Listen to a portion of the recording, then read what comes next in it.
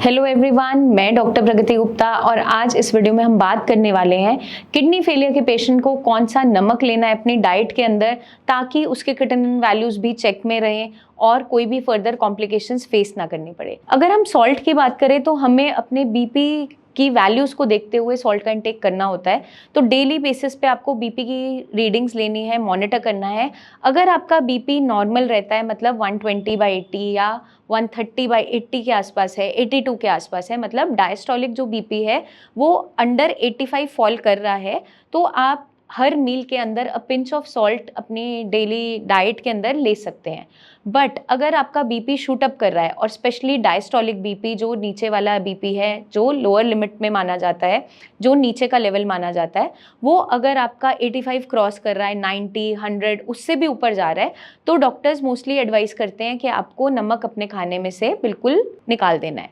But कुछ conditions में हम क्या देखते हैं कि जब बीपी भी शूट अप कर रहा है, सॉल्ट भी वहाँ पे रिमूव कर दिया, लेकिन बीपी में फ्लक्चुएशंस ठीक नहीं हो पा रही, साथ के साथ पेशेंट का सोडियम गिर जा रहा है, तो उस कंडीशन में हमें चीज़ों को मैनेज बहुत अलग तरीके से करते हुए चलना पड़ता है। तो हम क्या कर सकते हैं, अपने जो नॉर्मल सॉल्ट है, जो हम टेबल सॉल्ट यूज़ करते हैं, उसको रिप्लेस कर सकते हैं हम सेंधा नमक से, जो रॉक सॉल्ट है। रॉक सॉल्ट जो आपका है वो कंपैरेटिवली सोडियम की मात्रा उसमें कम पाई जाती है, तो हम ये रिप्लेसमेंट लेकर आ सकते हैं as a substitute of table salt. लेकिन फिर भी अगर बीपी वैल्यू शूट अप कर रही है तो उस कंडीशन में हमें क्या करना होता है, हम कुछ ना कुछ ऐसा सब्सटीट्यूट इस्तेमाल कर सकते हैं, जैसे कि बाकी स्पाइसेस आपके खाने में एज अ सीजनिंग, जैसे आपका लहसुन हो गया, अदरक हो गया, या फिर हींग है, अनियन है, जीरा है, जिससे आपके खाने में अच्छा फ्लेवर आए, लेकिन नमक की जो क्रेविंग है या टेस्ट जो हमें खाने में वो देता है,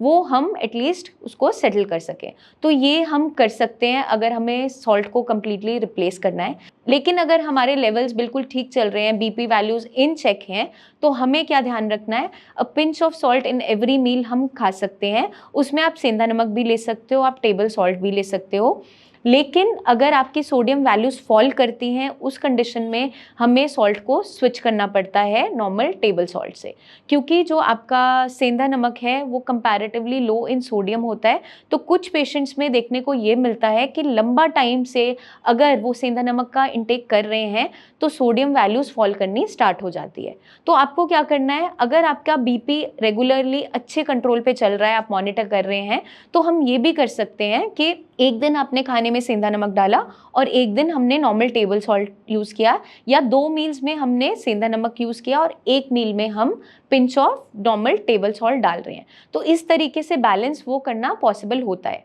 अब कुछ ऐसे सब्स्टिट्यूट मार्केट में आते हैं जो आपका नॉर्मल टेबल सॉल्ट को रिप्लेस करते हैं, लेकिन उसके अंदर पोटेशियम क्लोराइड की मात्रा ज़्यादा होती है, क्योंकि आपके बीपी को फॉल करवाने के लिए पोटेशियम क्लोराइड उसमें ज़्यादा डाला जाता है, सोडियम को रिप्लेस किया जाता है। लेकिन उस कंडीशन में क्या देखने को मिलता है, जितने भी किडनी फेलियर के पेशेंट हैं, अगर आप रिपोर्ट अपनी चेक करेंगे तो आप क्या देखेंगे कि आपके पोटेशियम वैल्यूज़ शूट अप करनी स्टार्ट हो जाती है। तो उस चीज़ से हमें खास बचना है और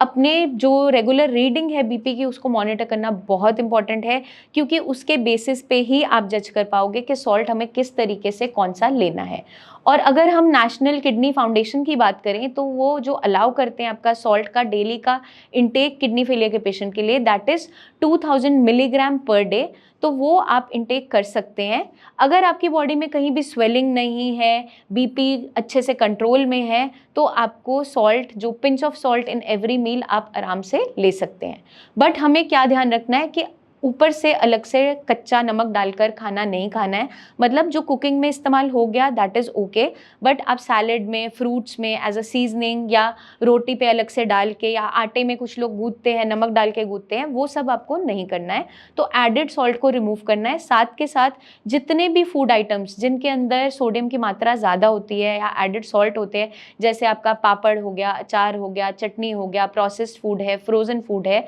उसको कम्प्लीटली अपनी डाइट से आपको आपको निकाल देना है, ताकि आप अपने खाने का टेस्ट भी इंजॉय कर सके और आपको टोटली नमक को भी बंद ना करना पड़े। मैं उम्मीद करती हूँ ये वीडियो आपको मदद करेगी समझने में, जानने में कि किडनी फेलियर के पेशेंट को सॉल्ट का इस्तेमाल किस तरीके से करना है और कितनी मात्रा में कैसे करना है। आपके कोई भी सवाल जुड़े हों कमेंट करके ज़रूर पूछिए, कोई भी डाउट माइंड में मत रखिएगा। जल्दी हम आपसे फिर मिलेंगे, तब तक के लिए eat healthy, stay healthy and take care.